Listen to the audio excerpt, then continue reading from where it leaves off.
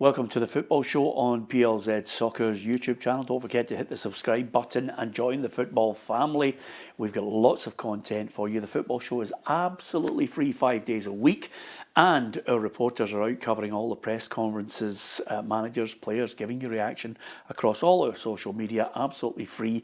Hit the subscribe button on the YouTube channel and become part of that football family. We get you closer and give you a greater insight into managers and players as well. And the programming, if you want additional stuff and exclusive content, then why not subscribe to our premium channel? Just sign up there, give us your financial support, and we've got lots of prizes, competitions, giveaways that I think you will enjoy over the course of the season. Alan Ruff is here, he's not free. Alison McConnell's with us as well. And they basically are going to talk about some of the burning issues in football. You can interact with us as well. I think we've got to be complimentary about Rangers because it was a really good result. 3-0 against Viktoria Plzen, based on the fact that you looked at Rangers against Motherwell, Ruffy, and you thought, where's this going? Yeah, I think there'd been a lot of apprehension with the game after the result against Motherwell. They got a goal quite early, 14 minutes, which got the fans right behind the team. The new players who come in were a big part of that win. I personally thought the penalty was a bit soft. You know, I thought the boy went down very easily, but they got the penalty, you take it. And I think they ran out very, very easy winners in the end, and 3-0 seems a very comfortable result to take to a second leg. Yeah, and I think all of us share, unless you're going to tell me differently, Ali, I don't see Viktoria Plzen suddenly coming up with something incredibly different in the return leg. No, and to be fair, their manager said that in the second leg, you know, realistically, we know where we are now, like the tie's pretty much away from us. Yeah, I think you'd have to say Rangers now have got very firmly one foot in that playoff Champions League round. Yeah, I think they'll be delighted with the manner of performance, the aggression that they showed, the impact that the new signings had in particular. I think they looked pretty formidable, and as a front three I thought they looked fantastic.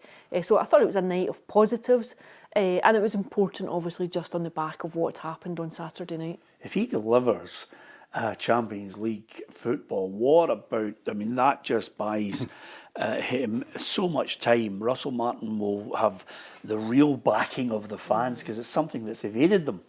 Yeah, and it's huge. Like, I think it would set a very immediate tone. I think when you go back and you look at how many qualifiers you've got, the anticipation is that you're not making it to the Champions League. I think there are very few fans who would realistically have expected them to negotiate those games at the very beginning of a campaign, a new manager, a new system, new players, in the middle of a transfer window and in the middle of a squad overhaul. I don't think anyone really would have expected Champions League football. If you go and make it into that, I think it's huge for the club in terms of the finances that it brings in, huge finances with the restructure of the tournament, as you saw last season, and also just huge for what it does in terms of everyone then buying in to a new manager. You're not swimming against the tide and trying to convince players and supporters to come on board with you. You've already proven right away, here's the first big test that you negotiated. Yeah, and it's only Scottish football, probably lots of different programmes, PLZ Australia, PLZ Denmark, you name it, Ruffy, they'll all be subject to what I would call the erratic nature of football fans at times. Is it only in Scotland where we have that knee-jerk reaction where they announce Russell Martin as the Rangers manager? A lot of people are totally disenchanted by it and thinking, well, he's not really what we're looking for as a Rangers manager. Then the Motherwell performance comes up, people are absolutely thinking, oh, we're in for another season of it. And then suddenly, I sat down to watch the game and I thought to myself, this is exactly what Russell Martin was talking about. Few changes, thrown down the gauntlet, nice little triangle passes, people working their socks off, and they looked a different team. Yeah, it's the highs and lows that Rangers have been through, for about 2 or 3 seasons now, whether it's not particularly European football, but domestic football. The fans have thought they're on a wee run and all of a sudden, bang, a bad result up at St Johnstone or whatever. So I think what he's wanting is a bit of consistency, and I think that was one of his things at the weekend. He was trying to say, look, if you're in that Rangers team, you need to perform every week. You just can't pick and choose. It was very evident with the team selection last night who the two guys he was having a go at. Yes. Because they were sitting on the bench. So I think they got the message. I'm sure he's had a word with them privately as well. But sometimes you're a manager coming into a club, you need to stamp your authority, and if you do it with the senior players and the senior players buy into it, then everybody will fall into suit. Yeah, although if Russell Martin he's not going to basically turn around to Nico Raskin and James Tavernier and say you're to blame for the weekend. You know, if he works out what I call the classic Sir Alex Ferguson magic, you go, listen, you know, I've had a look at your Fitbit, you're a wee bit off at the now. I'm going to rest you for this game and keep you for the return leg. That's where you're going to be at your best, and I'll fire in these other guys that I think will do a right good job today. Yeah, I think he's just let them know that this is the way it's going to be for the whole season, not just for a bit of the season. He was very good man management. He put them all on with 15 minutes to go because they were winning, so that keeps them on board. It doesn't mean they're going to go away in a huff and say, oh, well, don't want to really play, but they all got a game. They all sampled the winning 3-0, so I'm sure they'll be there or thereabouts. Yeah, fans get excited when you've got players that have got either a trick or they are direct, and Oliver Antman, certainly from getting off a plane to putting on a Rangers jersey, must have filled a lot of the fans with enthusiasm. Yeah, I think so. In Gassama too, I thought, I think he showed real flashes last night of what he'll offer, what he'll bring. I think when you consider just when he got into the club, just getting the clearance to play, and then I think Russell Martin had said last night, you know, we bombarded him with clips about what we wanted from him, even at half time, showing him where the space was, where he could be going. He said he's buying into it right away. So I think when you consider, give him a bit of time to bed in and to get his feet in, I think he looks as though, on the early evidence, that he'll be a very, very good signing. Also too, I think what he showed was just a real will to get forward, a real will to go past his man. I think he offered a bit of excitement, a bit of creativity, and I thought that front three looked very good. Yeah, the key to it all, you know, going forward, getting delivery into the box is one thing. He will need to somehow find, you know, a strike force that's going to bang in the goals. Whether he keeps Dessers or not is open to debate. The next, you know, month for lots of clubs, we've talked about in the last couple of weeks, you know, Celtic and what they have got to do.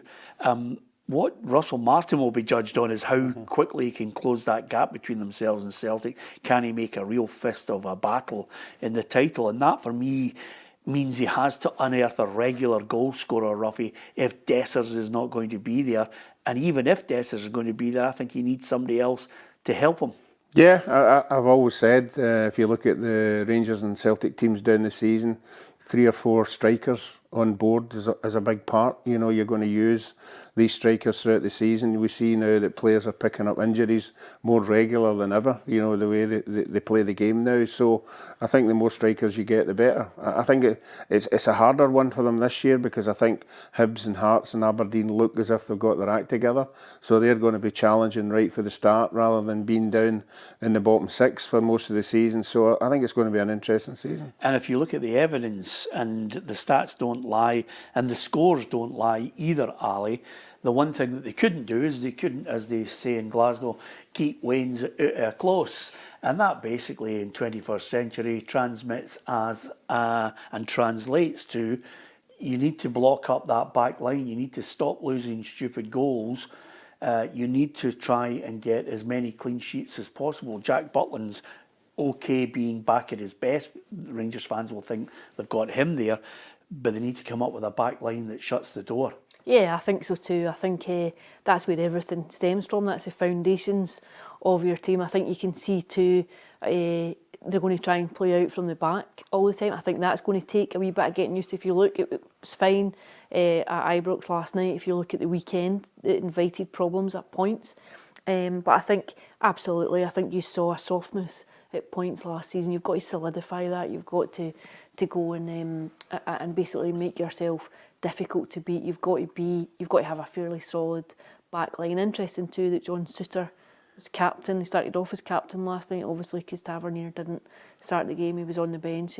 Interesting to see how his contract situation plays out now over the next couple of months as well. Yeah, absolutely. I, for one, can't wait for the transfer window in the next 2 or 3 weeks. It's going to hot up. It's going to become interesting to see the thought process of managers, whether they get the players that they're looking for.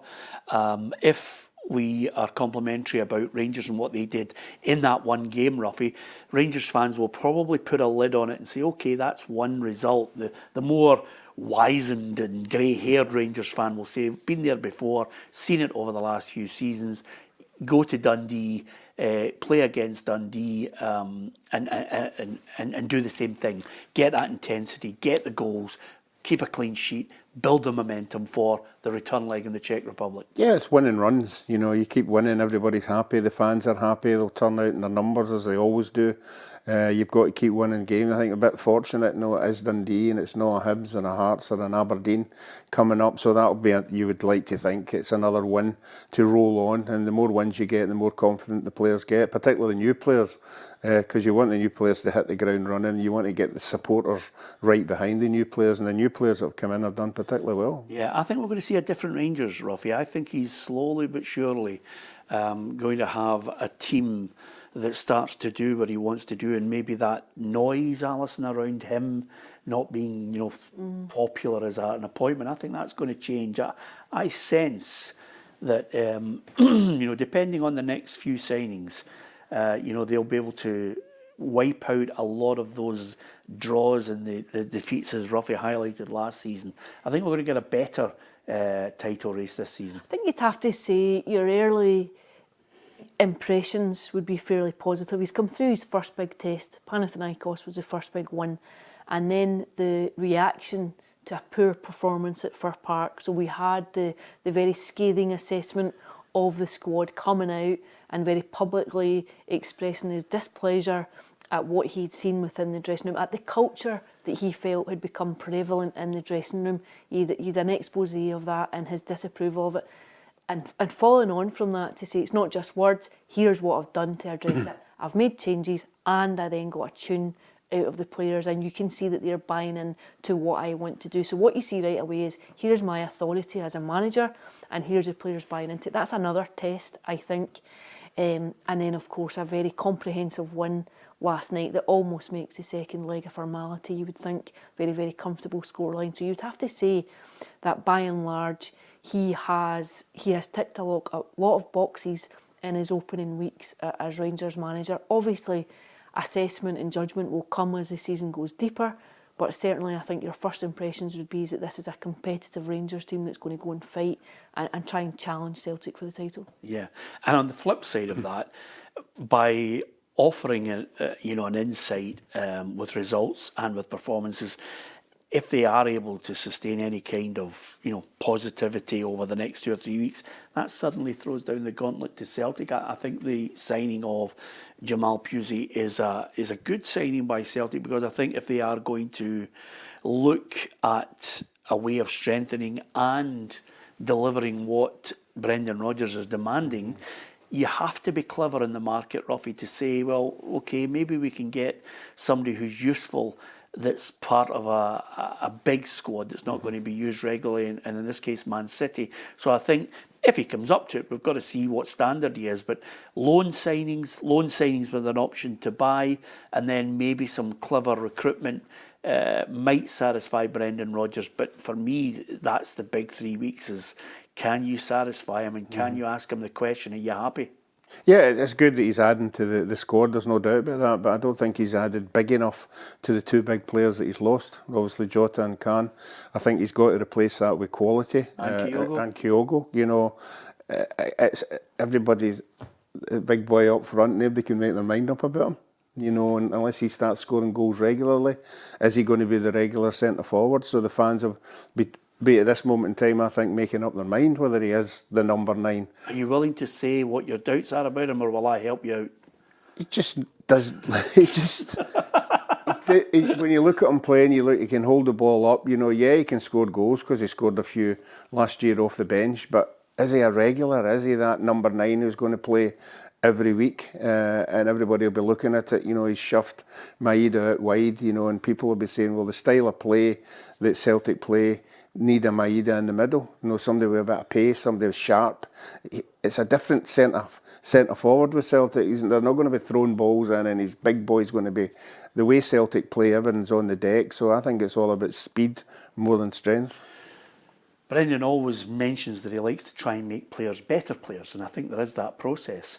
I'm not too sure that Idah is, even with a learning curve and a curve that says he's becoming a better player, is enough for what Brendan potentially needs in this season coming up right now. I think he's looking maybe for additional backup to it. If I'm looking at Idah and I listen to and speak to other Celtic fans about him, you know, he needs to work on his touch, Ali. Mm-hmm. He scored 20 goals last season. 20 goals, and people still need to be convinced about him.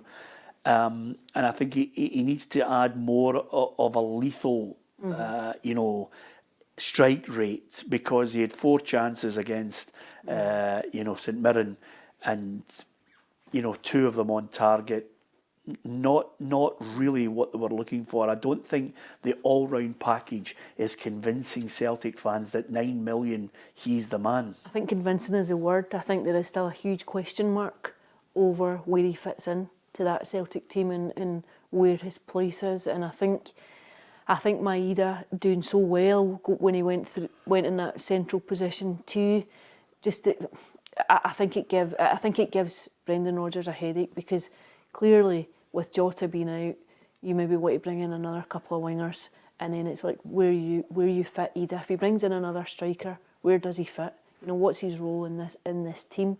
But quite clearly, just now, I think the jury would be out on whether or not he's got the capability to go and lead the line for Celtic in Europe.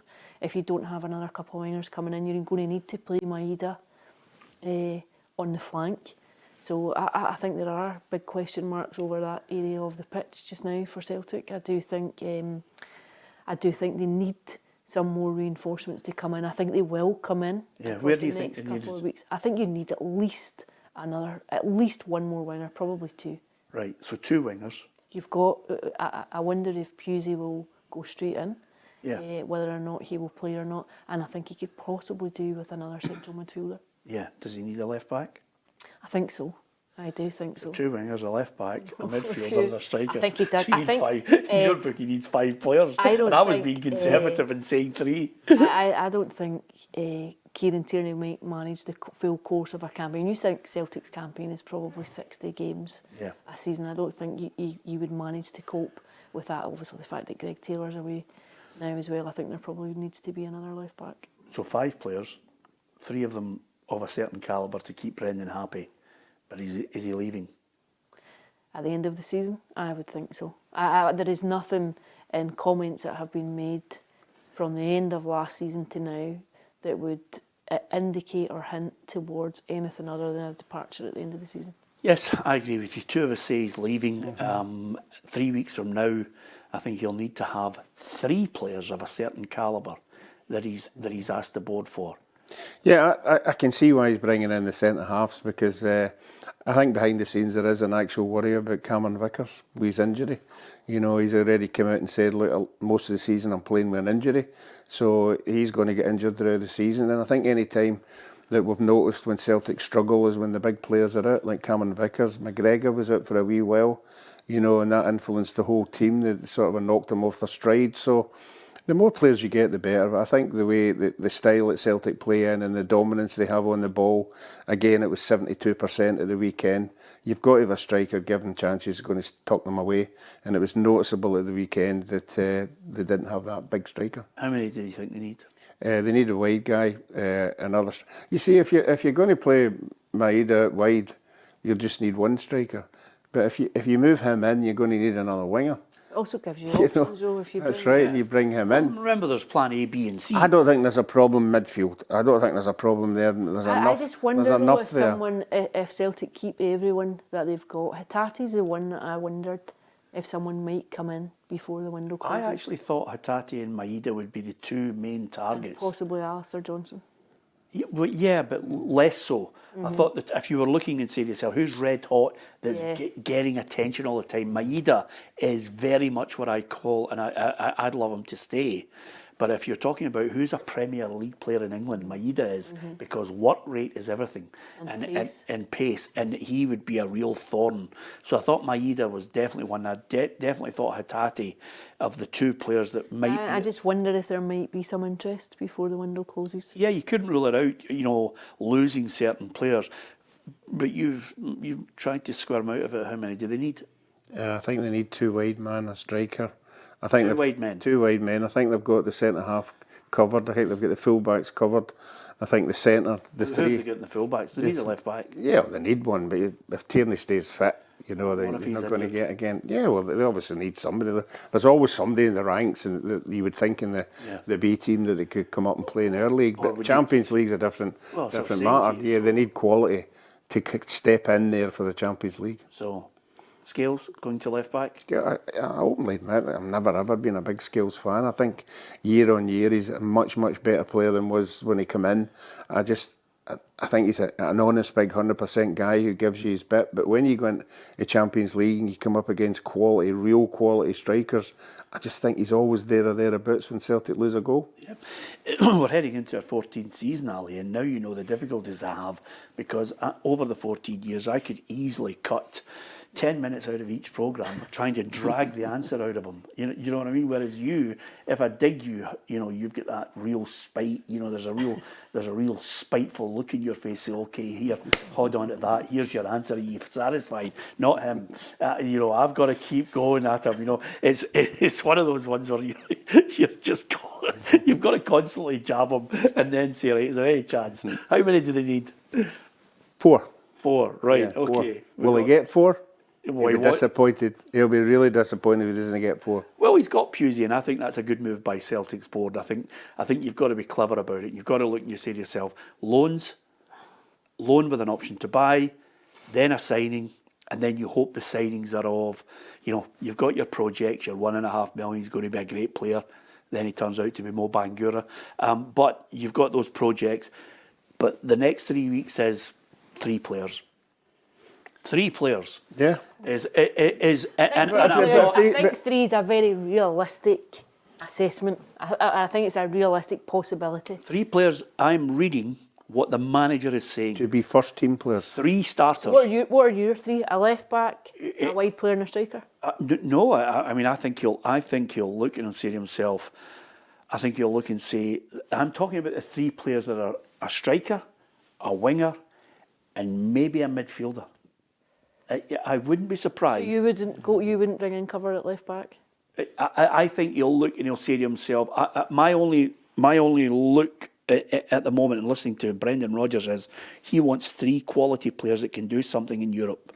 So he's got Plzen on that loan deal, and I think anything that they bring into left back is it's not the main. It's a cover player. It's a cover player. It's a. By the way, it's a promising Scottish player who's played okay and they've signed him, or it's another loan deal, or it's a $1.5 million Danish player who comes in.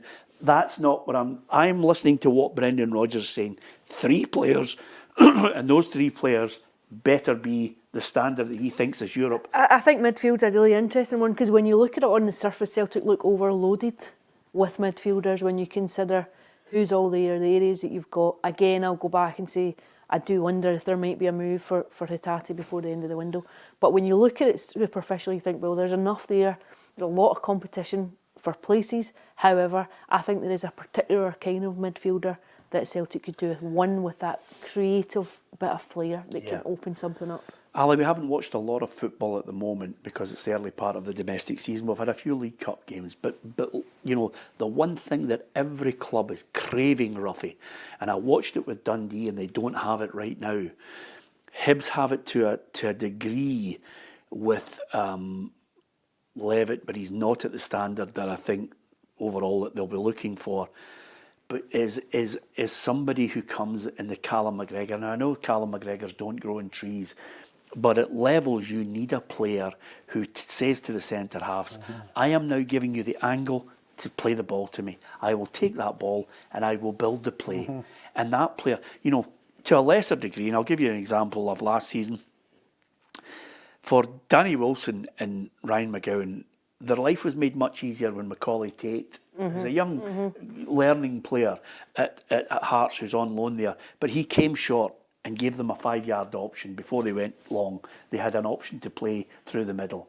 And you need players like that. Levitt's trying to do it at Hibs, not quite to the same degree as McGregor, but McGregor for me is like a Rolls Royce. McGregor basically makes every other player look good because he's given them options. He just knits it together. And you need players like that. And I'm looking and saying that's what Dundee don't have it. Dundee in the first 10 minutes in the game at the weekend, Ruffy, just went long for the first five. The first 5 moves they made, the keeper either launched it or the centre-half had nobody to come and show for him, launched it, and they gave the ball away, or it went straight through to the goalkeeper. So you need to find that type of player. With Hibs, off the back of the disappointment of Michelin, they were well organised, and they were able to play through the channels and play in little triangles. I think the signing of Grant Hanley, I don't know about you, but I think that's a really good move for them. It'll be interesting to see how the two of them play together with Bashiri and him, the big, powerful. I think they might go to a 3, Ruffy. I wondered about this. I thought With the attacking fullbacks of Cadden and the Cadden brothers, and they've got Abita as an option as well. Yeah, and they've got McGrath coming in. And McGrath is an option, you know. Yeah, he's that kind of player who brings other players into the team. But I think Lyle Cameron looks that part that you're talking about with Rangers.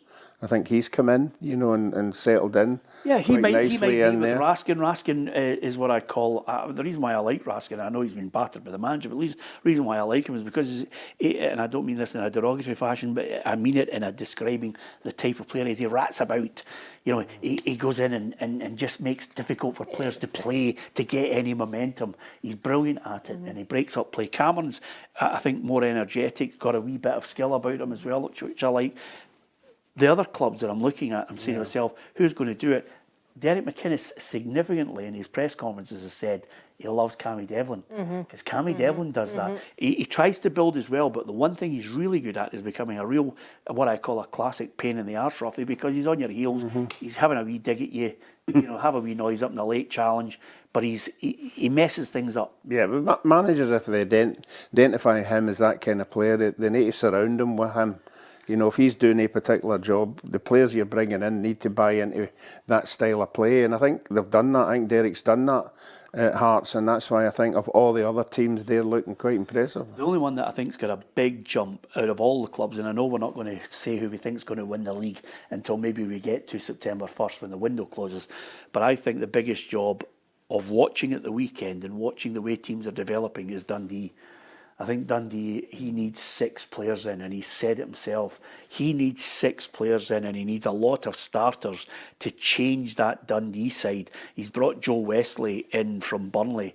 He's only 20-year-old, but he'll help with maybe the Simon Murray situation up front as strikers. So he's got that option. But he needs 6 players. He lost a lot. When you look at it, he did lose a lot.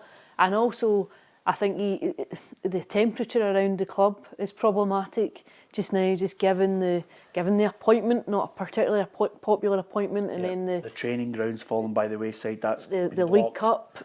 I think you're under pressure immediately. They're on the back foot immediately. I think they desperately need some fresh blood, and also just a period of stability, just a period of maybe finding their feet a bit and just just dialing it down a bit, because I think Stephen Presley could find himself under immense pressure very, very quickly if they don't get a decent run of results in the opening couple of weeks of the campaign. I agree with you. They need Rangers like a hole in the head at the weekend, just before we finish, Ruffy, because amazingly, the other thing about it, which I think more and more as we hit our 14th season together, I think more and more people are distancing themselves. You know, they can't see the same chemistry between the two of us, because obviously you're not aware of this, Ali. There was a chemistry before because I had a tremendous respect for him for his 3 World Cups and what he achieved. Then we played tennis together, so we were actually mixing together. You know, sometimes it's better if you don't hang about about with people you work with. We're mixing together, and now he's playing bowls. And people are looking and saying, you know, what's the score here with Ruffy? Nobody can relate to him anymore. He's playing bowls. The next minute he'll be looking and saying, oh, you get a free Parker pen if you get this life insurance. I think I'll sign up for that. Oh, I'm going to stay in and watch the Bargain Hunt and the Antiques Roadshow. Do you see where I'm going, Ali? A lot of people can't relate to him because he's just turning into a complete and utter dullard. And if he tells me how he got on in the semi-finals of the Bowls, I'm going to go into a darkened room with Derek McInnes and start scalping my head off the side of the wall. Do you understand where I'm coming from, Ali? No. No. I can't wait to hear about the Bulls. Yeah. Oh, that's great. That tells me more about you. No. You know. I'll send you the photograph of the trophy from the weekend. Yeah. It's just competitive. You know, I've got a bad injury and it's curtailed my tennis and my golf. So bowls is a competitive sport. Yes. And I wouldn't be knocking it if I was you, because there's a lot of people out there who play bowls. And I thought you'd have learned your lesson by now. No, I'm willing to take it in the neck from anybody. And just before He's also playing his wife in the final next weekend. Yes. Yeah, absolutely, which is another pain. That'll be a nightmare as well. Because if I was backing somebody to win an argument, Ruffy or Maggie, I'm in Maggie's camp non-stop. Just one thing before we finish. Because you've got that big Bulls match, is the team of the week. Now, we put it together, Cara, working furiously in the background. I decided, right, every week we're going to do team of the week, and then eventually on the big new touchscreen we've got, we're going to also do player ratings, which is going to bring us a lot of popularity, Ali, because I'm going to stick you in front of that and you can give them a 4 out of 10 and see how your life... And then delete my Twitter account. Yes, exactly. So here's the team of the week for this week on the basis of the 6 games that have been played. Xander Clark, you happy with that? He only wanted to keep a clean sheet in all the games. No, I would have went for the Kilmarnock goalkeeper. Yeah? Even after losing 2 goals? Yeah, I thought he had some good saves. Okay. Ali? Yeah, okay, I'll go with Xander Clark. Okay. Back 5 I've gone for in this one. 2 wing backs. Keelan Adams at Falkirk, Liam Scales in that left back role. And then the back 3 I've gone for Bashiri, Stuart Finlay and Craig Halkett. Yeah, I think Stuart Finlay's going to be a massive player for Hearts this year. Yeah. Thought he played well. Yeah. Thought him and Halkett played well. You happy with a back 5? I don't know if I'm attacking happy with a full-backs. back 5. Yeah.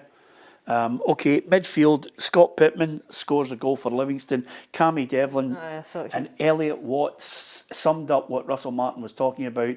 If you want to run, you want to win tackles, you want to gain possession, you want to make sure that you're feeding your teammates. Elliot Watt was player of the match. Worked his socks off. And then you've got a front 2 of Forrest and Bowie. Yes. I really like Kieran Bowie as a player. I think he could be Scotland's answer to that. I think he needs to stay fit. He obviously missed a chunk of the season last season, but I think he'll be fantastic for Hibs this season. I think he's got huge potential, that boy. And James Forrest, obviously the other end of the spectrum at 34, maybe taking a leaf out of Danny Welbeck's book. But yeah, thought he did a decent game as well. Yeah, Kieran Bowie, I like him rough. He rolls him, fights with him, puts his foot in. He's there at the right time. You know, he was in the right position just to slide it in. He didn't panic or anything. He just rolled in there. Have you got Forrest up there? I just put Forrest for 15 minutes. Eh? For 15 minutes. Well, do you want me to say something? Can you come up with somebody else at the front line? I would have Shankland in there just for that disallowed goal. Yeah. It was a fantastic It was a fantastic goal. That's the difference between you and me. It was 25 minutes, Ruffy, and he did more than the 25 minutes. Yeah, he's direct. He offers a direct. Yeah. Bowie's great because he you know what he does, Ruffy? He holds the ball in and brings players in. It's a dying art. Yep, it is. And also he puts the ball in the back of the net, which is also a wee bonus. Brilliant. Okay. Thanks to everyone for watching and listening. Downloading the podcast has been fantastic.